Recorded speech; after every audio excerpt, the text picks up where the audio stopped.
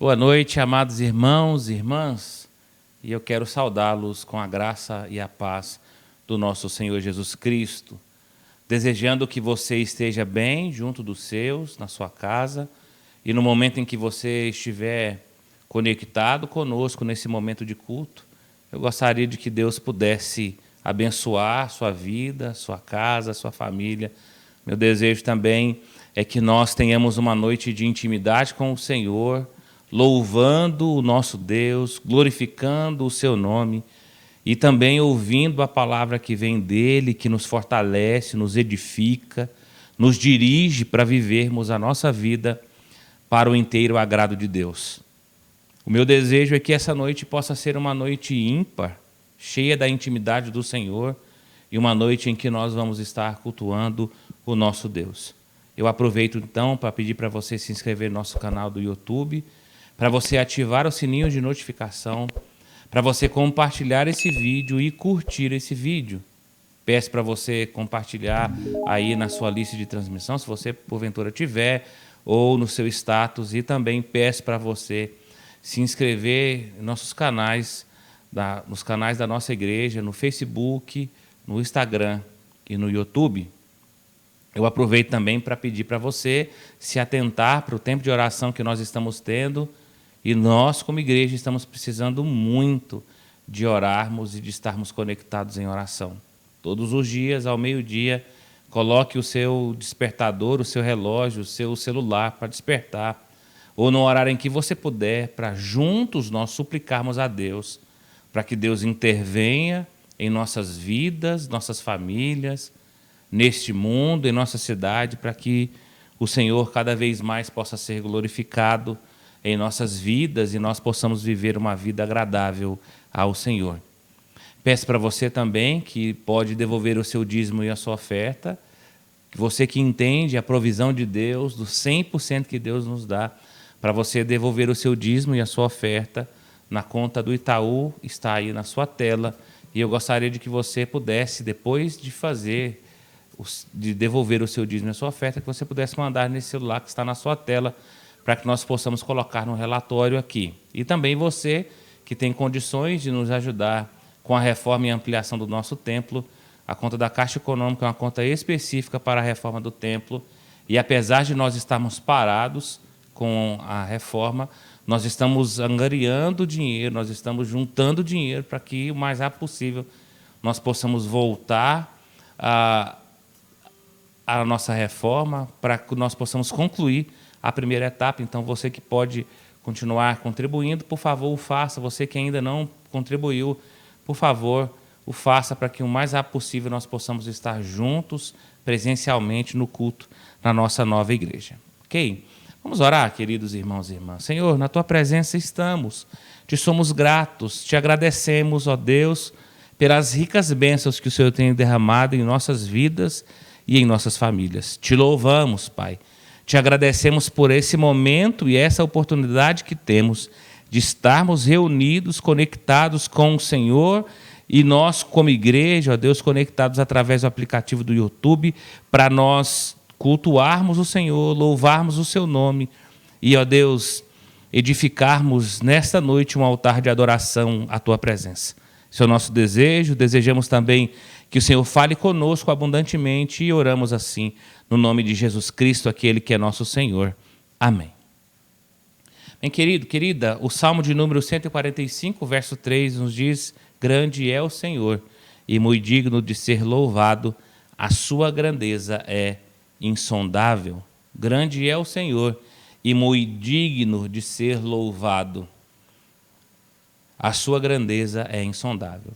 Bem, esse texto nos convida a engrandecermos o nome do Senhor, não porque o Senhor merece, porque o nosso Deus não merece, Ele é digno de receber toda a honra, glória e louvor. E eu peço para você, então, na sua casa, junto dos seus, para que você possa estar aí nesse momento de louvor, de adoração, adorando aquele que é digno de receber toda a honra, glória e louvor.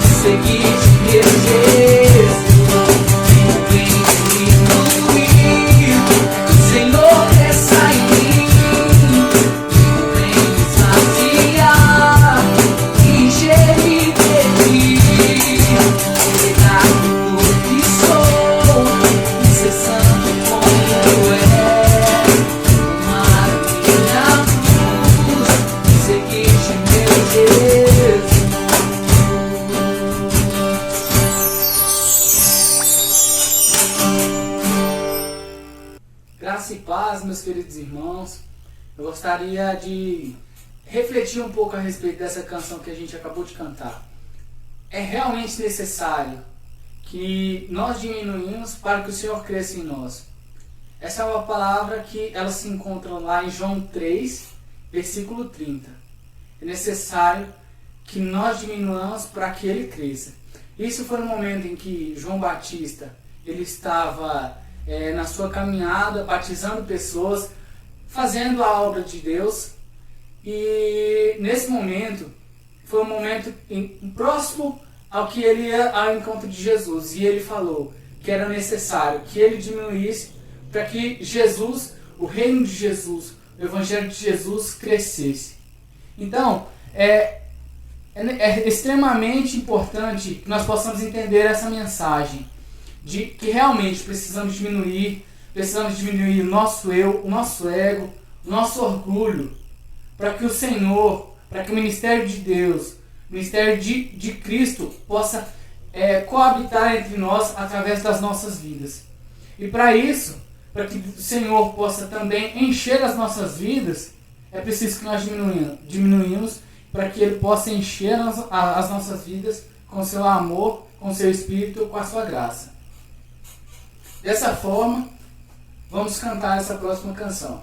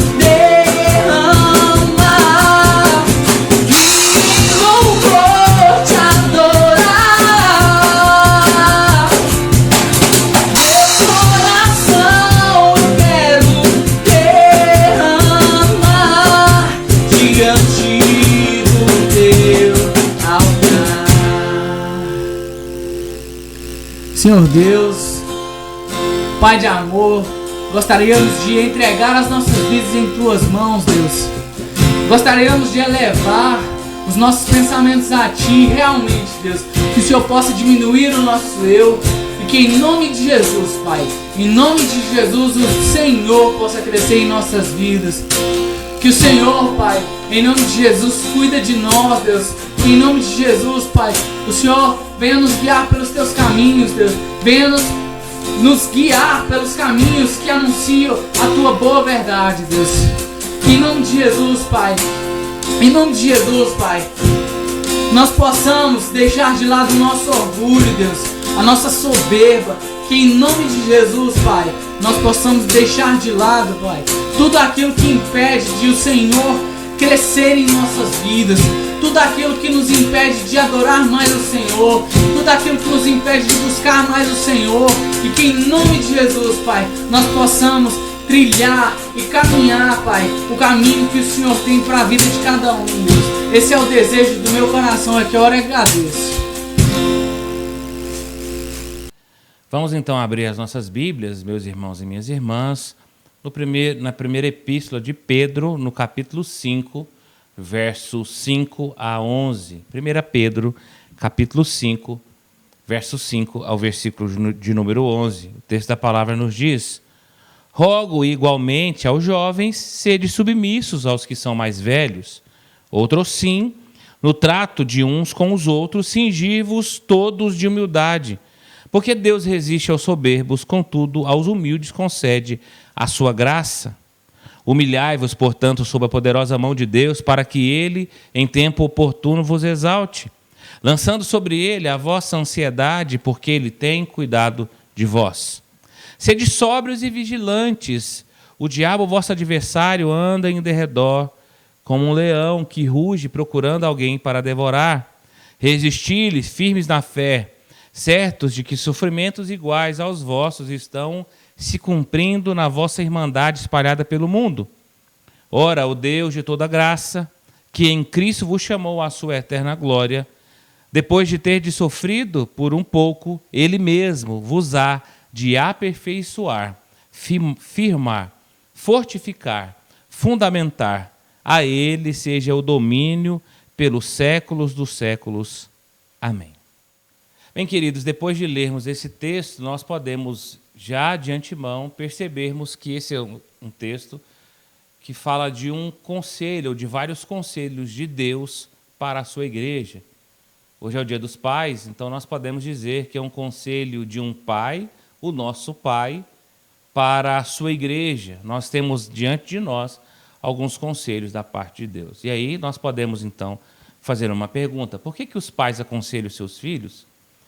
Bem, geralmente porque eles pretendem que os seus filhos não sofram. Os pais não querem que os seus filhos passem pelos dilemas, pelas mesmas dores que eles sofreram. E por nos amar, os nossos pais nos aconselham, porque conhecem o caminho, já passaram pelos vales, pelos desertos, tiveram a experiência. Porque os pais nos aconselham porque eles querem que nós sigamos o caminho correto. Porque os pais aconselham os seus filhos porque nós queremos ver o bem dos nossos filhos. Nós almejamos a felicidade dos nossos filhos. Eu tenho convicção de que esta é a vontade de Deus para os seus filhos, e nós, como seres humanos, como pais e mães, também desejamos que os nossos filhos estejam bem. Apesar de nós sabermos, queridos, que muitos filhos, muitas crianças, muitos jovens, adolescentes aprendem os conselhos da vida com o próprio Deus, porque existem famílias desajustadas.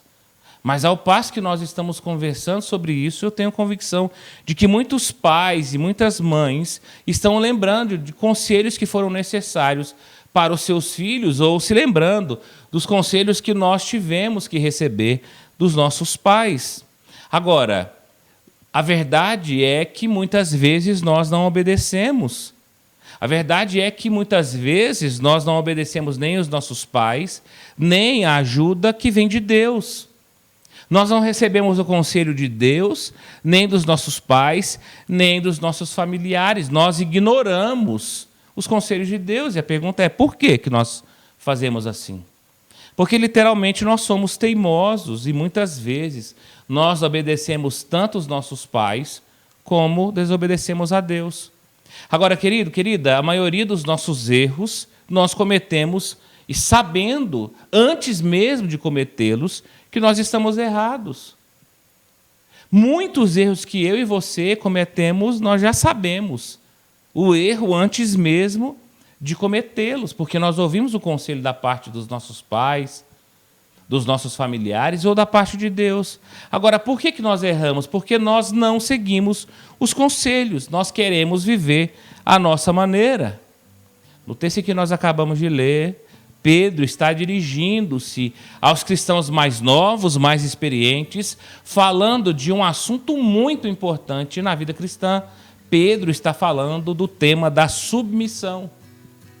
Um tema em que eu e você, como membros da igreja, precisamos compreender. A submissão a Deus, às autoridades constituídas, aos nossos familiares. E aqui, Deus, através da vida de Pedro, nos dá algumas advertências, alguns conselhos da parte de Deus que eu e você precisamos colocar em prática. O primeiro conselho que o texto nos diz é que nós precisamos ser humildes, nós precisamos de humildade. O verso 5 e 6 diz: rogo igualmente aos jovens, sede submissos aos que são mais velhos, outros sim, no trato uns com os outros, cingivos todos de humildade, porque Deus resiste aos soberbos, contudo concede a sua graça aos humildes. Pedro está usando aqui um advérbio chamado igualmente, que é, na verdade, uma palavra de transição.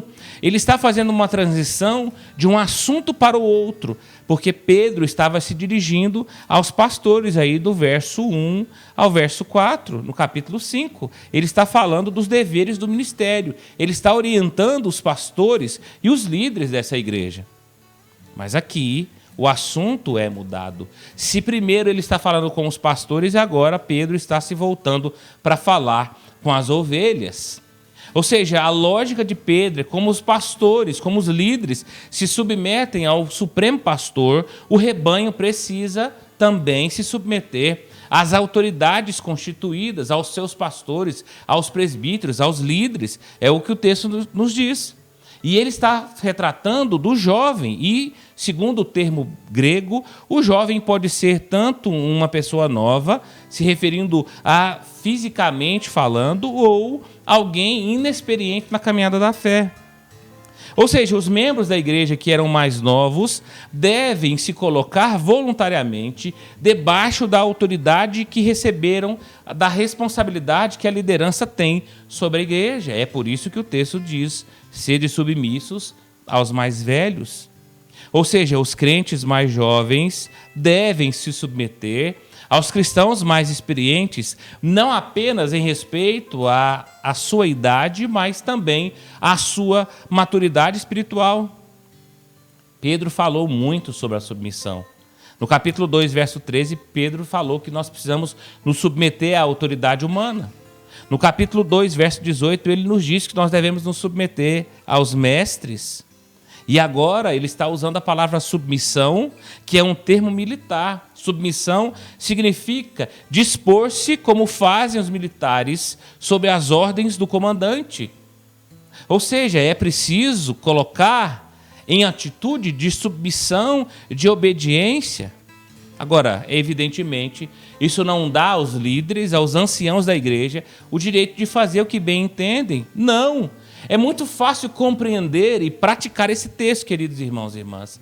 É somente todos agirem sobre o fundamento, a ferramenta da humildade. Quando nós, todos os membros da igreja, vivemos sobre a autoridade da humildade, nós conseguimos viver bem, porque, segundo o texto, todos os cristãos precisam se submeter uns aos outros. É isso que o verso de número 5 nos diz. Outros sim, no trato de uns com os outros, cingivos todos de humildade. Ou seja, Pedro está exortando tanto os mais novos quanto os mais velhos a se cingirem de humildade. Cingir é o mesmo que vestir. O que Pedro está fazendo aqui é citando como Jesus pegou num determinado momento uma toalha, ensinou aos seus discípulos um princípio do evangelho e do reino de Deus e do serviço a Deus, que é o princípio da humildade. Jesus Cristo pegou uma toalha e lavou os pés dos seus discípulos para mostrar a sua autoridade e, acima de tudo, a humildade do reino de Deus. Porque, segundo a palavra, Deus resiste aos soberbos, mas concede graça aos humildes. É o que a palavra de Deus nos diz. E para apoiar esse apelo à humildade e à submissão, Pedro está utilizando-se de textos bíblicos, como, por exemplo, o Salmo de número 138, verso 6. O Senhor é excelso, contudo atenta para os humildes, os soberbos ele os conhece de longe. O texto do Evangelho de Mateus, capítulo 23, quem a si mesmo se exaltar, será humilhado, e a quem se humilha, será exaltado.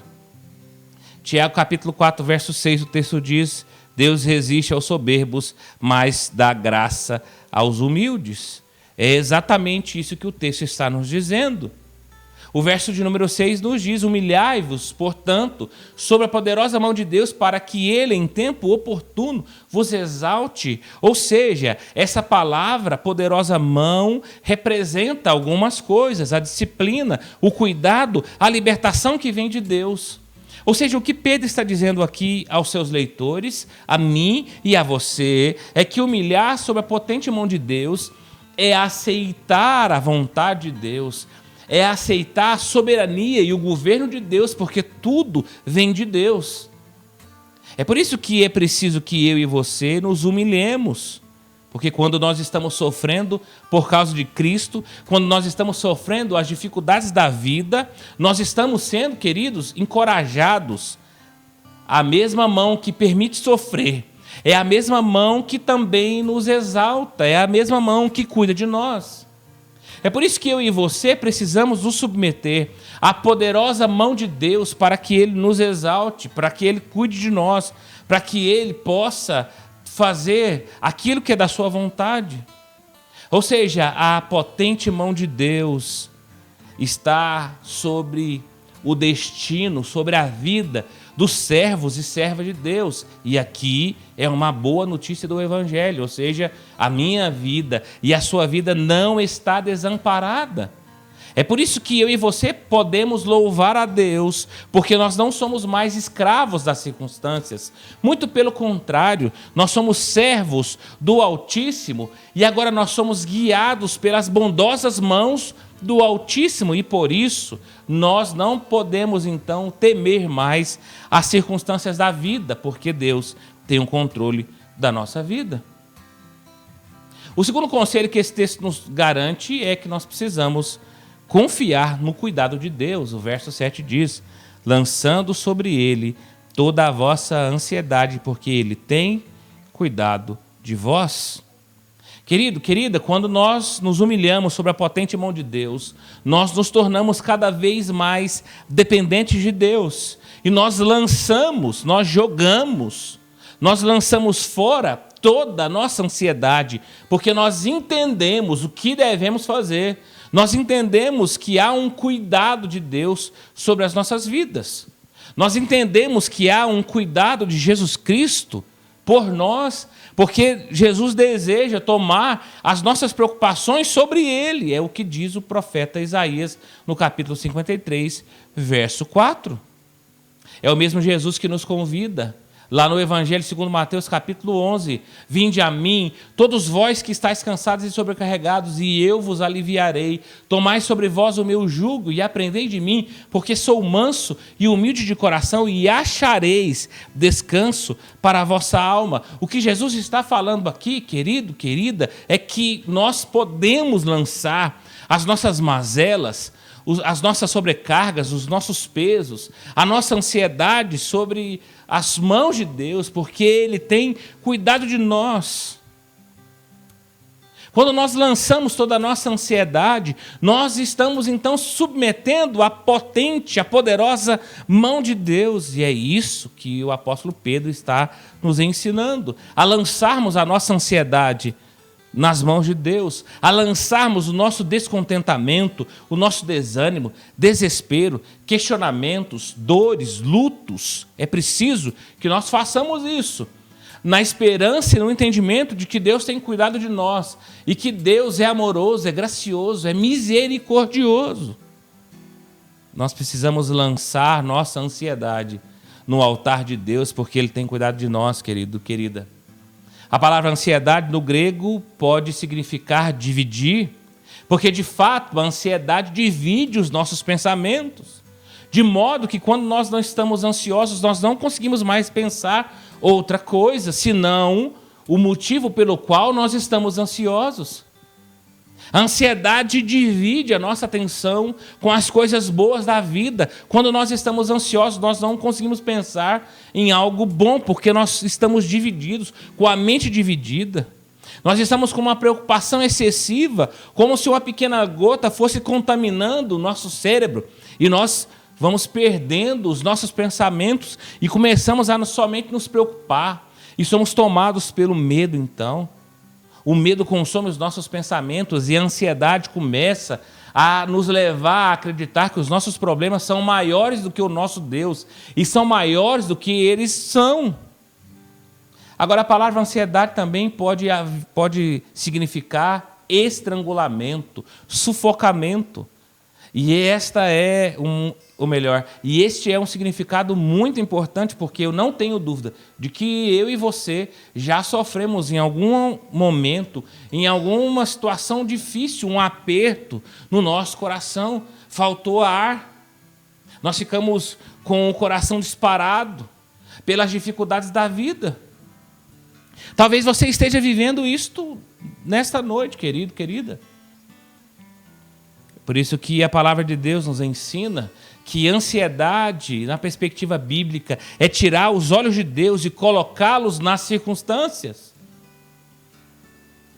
Ansiedade, biblicamente falando, é quando nós deixamos de confiar no cuidado de Deus e entender que esse cuidado também o faz nos momentos difíceis. Agora, o apóstolo Pedro mostra como vencermos a ansiedade. E primeiro ele diz que nós precisamos lançar os nossos temores, os nossos medos, as nossas ansiedades diante do trono de graça. Porque se assim fizermos, nós vamos receber o cuidado de Deus. A segunda maneira de nós lidarmos com a ansiedade é não esquecer que Deus tem cuidado de nós. Por isso, querido, querida, é preciso que nós ponderemos nessas palavras. Deus tem cuidado de nós.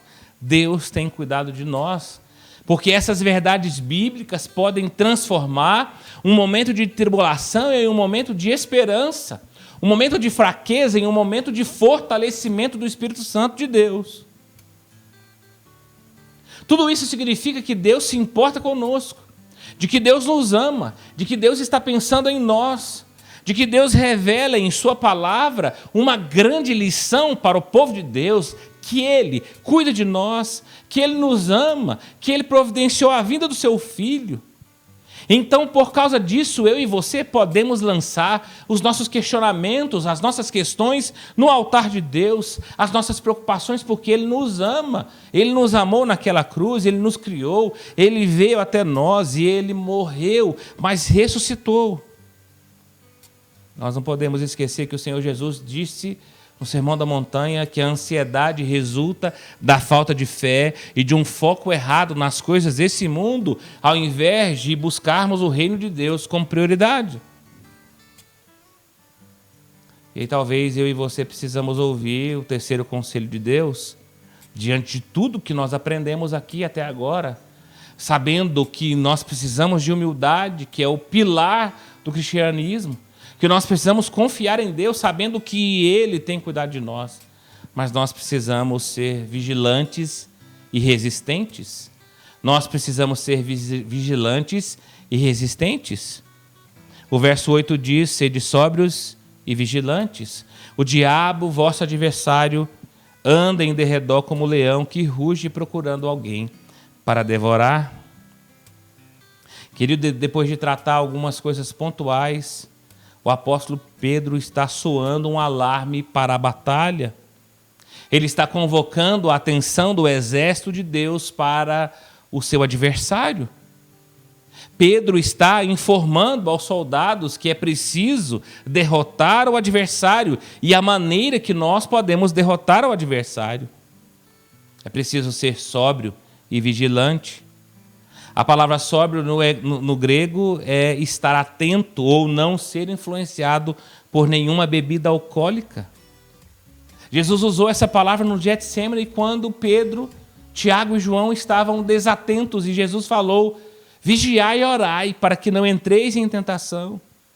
Paulo usou essa mesma palavra para escrever aos coríntios: sede vigilantes, permanecei firmes na fé, portai-vos com coragem e fortalecei-vos. Segundo a palavra, o diabo, nosso adversário, ele anda em derredor, ele é um inimigo perigoso, ele é destruidor, ele é caluniador, ele é o acusador dos irmãos e das irmãs. A estratégia do diabo em meio às perseguições, em meio às dificuldades que nós vivemos, é muitas vezes atacar os crentes no meio das provações, dizendo que Deus não é forte o suficiente para nos livrar, ou dizendo que Deus não se importa com os seus filhos. Mas nós precisamos lembrar que o diabo é o pai da mentira. Ele é nosso adversário, ele é como um leão que está à espreita, andando e procurando atacar quando menos esperamos. E o único objetivo dele é destruir, é abalar o cristão e a vida do cristão. Embora o diabo tenha legião de demônios para fazer a sua vontade, o diabo não é onipresente, não é onipotente, ele é um inimigo derrotado por Jesus Cristo na cruz do Calvário. É por isso que o texto de Tiago, capítulo 4, verso 7 diz: resisti ao diabo e ele fugirá de vós. O texto no verso 9 diz: resisti-lhes firmes na fé, certos que sofrimentos iguais aos vossos estão se cumprindo na vossa irmandade espalhada pelo mundo. Querido, querida, lembre-se que o versículo 6 vem antes do versículo 9. E no versículo 6 nós aprendemos que nós precisamos nos humilhar sobre a poderosa mão de Deus. E o versículo 9 é que nós enfrentamos o inimigo. Somente quando nós nos dobramos diante da vontade de Deus, para vivermos uma vida de humildade, reconhecendo o cuidado de Deus, a proteção de Deus, é que nós podemos enfrentar o inimigo. Biblicamente falando, é pela palavra crida e obedecida que os cristãos vencem o inimigo. João nos diz: filhinhos, eu vos escrevi, porque os vossos pecados são perdoados por causa do nome de Cristo. Pai, eu vos escrevi porque conheceis aquele que existe desde o princípio. Jovens, eu vos escrevi porque tendes vencido o maligno. Tudo isso porque eles estavam firmes na palavra de Deus. Eu quero concluir, querido, dizendo que o sofrimento nunca é fácil. Nós estamos vivendo, enquanto igreja, momentos difíceis, momentos angustiantes, momentos de lutos, famílias enlutadas, em sofrimento. Nós estamos passando por dificuldades. Mas segundo a palavra que nós acabamos de ler e refletir, se nós nos humilharmos diante da poderosa mão de Deus, lançando sobre Ele toda a nossa ansiedade, resistindo ao diabo e confiando na soberania de Deus e permanecendo firmes na graça de Deus, nós poderemos não apenas vencer, como nós poderemos crescer na graça do Senhor Jesus Cristo. O apóstolo Pedro deseja que os seus leitores tenham uma perspectiva real da vida, não uma perspectiva terrena, mas uma perspectiva celestial. O que Pedro está dizendo é que seja na angústia, nas dificuldades, em meio às dores, durante as batalhas, é preciso que eu e você mantenhamos os nossos olhos fixos na glória eterna de Deus. E no cuidado, e na proteção, e nos livramentos que Deus concede ao seu povo. Diante de tudo isso, diante desse momento difícil que estamos vivendo, eu e você podemos nos relembrar e relembrar um cântico que nós cantamos, que expressa muito claramente essa paz que excede todo entendimento, que aqueles homens e mulheres de Deus podem ter no Senhor Jesus Cristo. O cântico que diz: essa paz que eu sinto em minha alma não é porque tudo me vai bem. Essa paz que eu sinto em minha alma é porque eu amo ao meu Senhor. A verdade, querido, querida, é que nós, como cristãos, nós não podemos olhar as circunstâncias, mas precisamos olhar para o autor e consumador da nossa fé, tendo o entendimento e a perspectiva correta da vida, que em meio às dores, Ele é o remédio que alivia a dor. Em meio aos dramas da vida, Ele é aquele que tem cuidado de nós. Em meio às nossas canseiras, aos nossos fardos, Ele é o aliviador de fardos. Dessa forma, querido, querida, o meu desejo é que todos nós possamos não apenas ouvir e refletir essa palavra, mas que essa palavra entre dentro de nós e modifique o nosso modo de viver, vivendo uma vida em humildade ao Senhor, entendendo que o fundamento e aquilo que agrada a Deus é nos mantermos humildes na presença de Deus.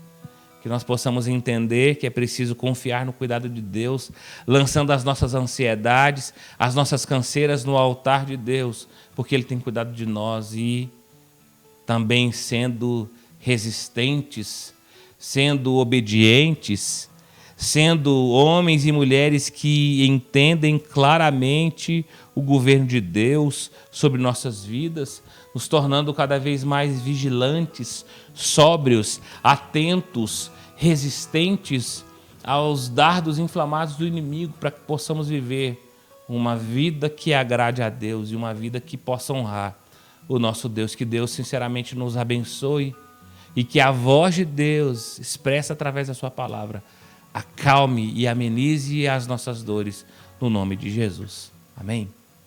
Nós vamos então cantar mais um cântico. Por favor, se coloque diante de Deus e vamos louvar o nosso Senhor.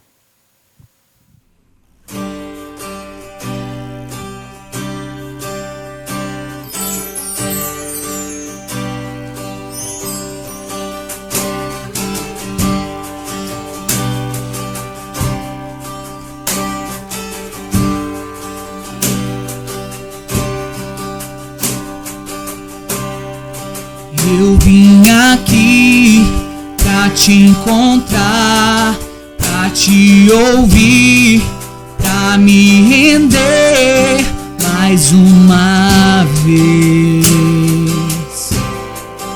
Não temerei, não vou fugir, vou aceitar o teu querer, eis-me aqui.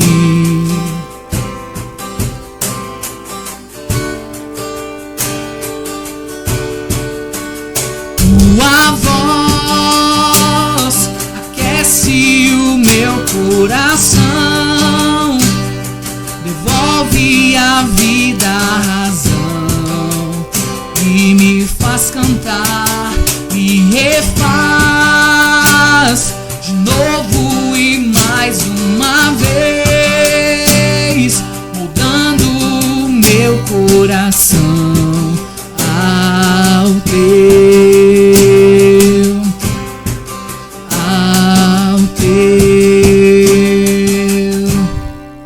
Eu abro mão de decidir o que é melhor, vem governar meu coração.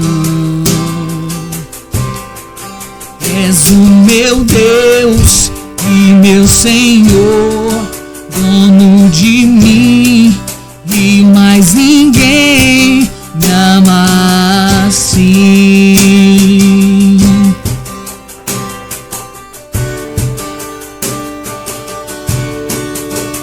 Tua voz aquece o meu coração, devolve a vida, a razão, e me faz cantar, me refaz de novo e mais uma vez, mudando o meu coração ao teu.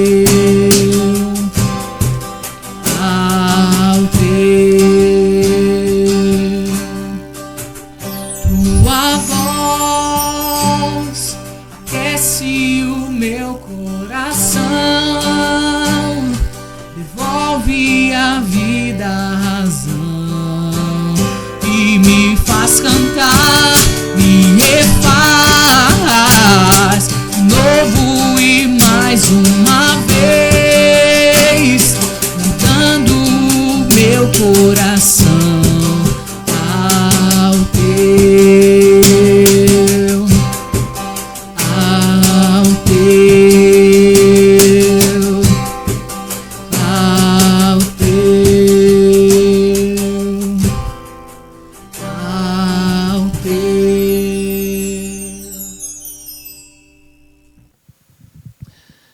Pois bem, queridos irmãos e irmãs, nós vamos então orar e também receber a bênção de Deus, mas antes eu quero desejar a nós papais, a todos os papais que estão conosco nessa celebração, um feliz Dia dos Pais, para que vocês possam ser honrados, todos nós, né, nesse cuidado especial que Deus nos deu, instituiu a cada um de nós, nesse cuidado especial de sermos pais, de sermos homens de Deus, e o meu desejo é que você possa estar bem junto com a sua família.